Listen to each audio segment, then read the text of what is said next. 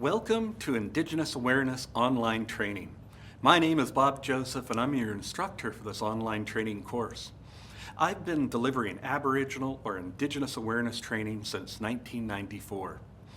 That has continued throughout my career, both as an employee and as a private owner of a business. And this is the course that really started it all for us. Take a look at the topic areas that'll be covered.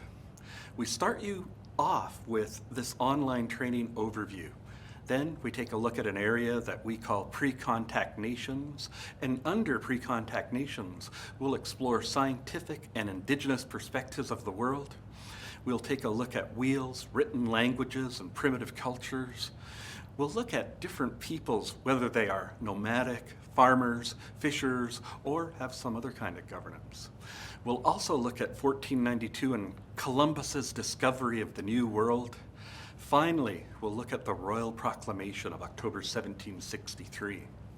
Next, we'll move into 1867, an intersection we call Nations to Wards. At the time of Confederation, the British North America Act gave control over Indians and lands reserved for Indians to the federal government, and they passed legislation such as the Indian Act that was designed to assimilate Indigenous peoples.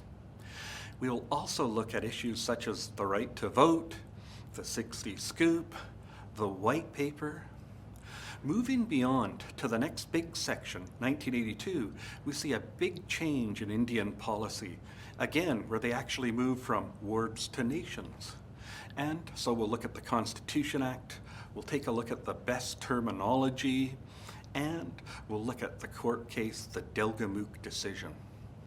And then to round out the awareness training, we'll look at Indigenous peoples then and now. We'll answer questions like, are Indigenous peoples all the same? Or what is it that they want? We'll also look at 8 key issues facing Aboriginal peoples today. And then we'll close off the Indigenous training course with myths about Indigenous peoples.